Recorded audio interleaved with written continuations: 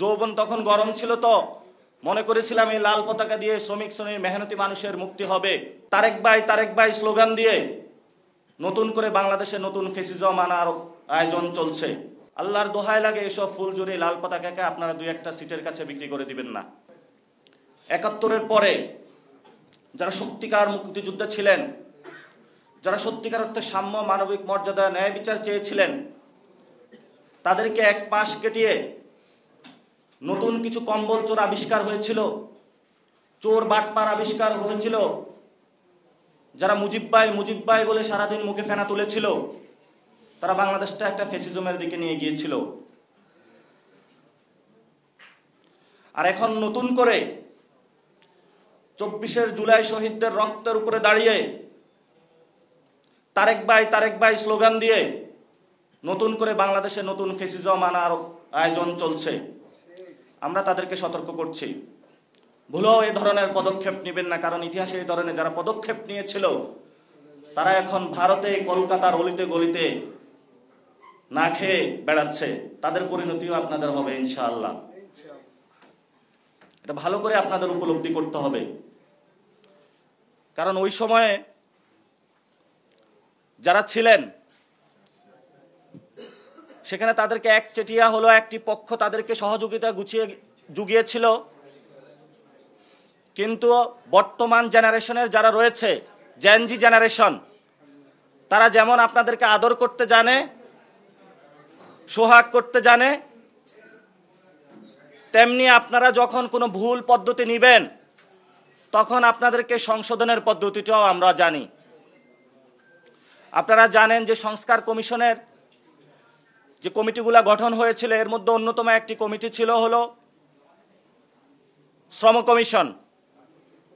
শ্রম কমিশনের যে রিপোর্টগুলো এসেছিল, একটি রিপোর্টও বাস্তবায়নের দিকে সরকার হাঁটে নাই। আর যেই দলগুলো বাংলাদেশে গত ৮০-৯০ বছর পাকিস্তান আমল থেকে রাজনীতি করে আসছিল, শ্রমিক শ্রেণীর মুক্তি চাই,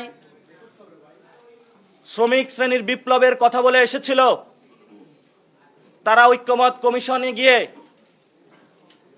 সেখানে হলো বিএনপির সাথে একসাথে গলা মিলিয়ে মাঠে যে শ্রমিকরা পড়ে রয়েছিল তাদের সেই জীবনের ৮০ বছরের আওয়াজ তারা ভুলে গিয়েছিল। তাদের জীবনের শেষ সম্বল হলো একটি লাল পতাকা, আর কোনো পতাকা নাই তাদের। এই লাল পতাকা দিয়ে বাংলাদেশের গত ৮০ বছর মানুষকে পাকিস্তান আমল থেকে ধোঁকা দেওয়া হয়েছিল, এখনো তারা লাল পতাকা দিয়ে বাংলাদেশের মানুষকে ধোঁকা দেওয়ার প্রচেষ্টা চালাচ্ছে। ক্যাম্পাস জীবনে আমিও বামপন্থার সাথে কয়েকদিন ছিলাম। পাটকল শ্রমিকদের যখন আন্দোলন চলছিল আমরা হল থেকে বেরিয়ে এসেছিলাম, গার্মেন্টস শ্রমিকদের যখন আন্দোলন চলছিল আমরা হল থেকে বেরিয়ে এসেছিলাম, লাল পতাকার তলে আশ্রয় নিয়েছিলাম। যৌবন তখন গরম ছিল, তো মনে করেছিলাম এই লাল পতাকা দিয়ে শ্রমিক শ্রেণীর মেহনতি মানুষের মুক্তি হবে। এখন দেখলাম এই লাল পতাকা দিয়ে বিএনপির হলো একটি ভোট ব্যাংক গঠনের এবং এই ঢাকার ২-১টি আসন ভিক্ষার জন্য তারা লাল পতাকা বিক্রি করে দিয়েছে। এসব লাল পতাকার ভণ্ডামি বন্ধ করতে হবে। কার্ল মার্কস যে আমাদেরকে সামাজিক জায়গায় যে বৈষম্য মূলোৎপাটন করার কথা বলেছিলেন, এই ভিত্তিতে কিন্তু জুলাই আন্দোলন হয়েছিল। ব্যানারের নাম ছিল অ্যান্টি ডিসক্রিমিনেশন। আমরা বৈষম্য বিরোধী একটি সমাজ চাই। আমরা লাল পতাকা দিয়ে বিএনপির ২-১টি সিটের ভিক্ষা চাইতে এই লাল পতাকা বাংলাদেশে প্রতিষ্ঠা করা হয় নাই। আপনাদেরকে এখনো আমরা সম্মান করি, যথেষ্ট বয়স হয়েছে আপনাদের, যথেষ্ট পড়াশোনা আছে আপনাদের।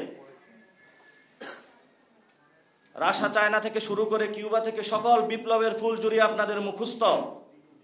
আল্লাহর দোহাই লাগে এসব ফুলঝুরি লাল পতাকাকে আপনারা ২-১টা সিটের কাছে বিক্রি করে দিবেন না।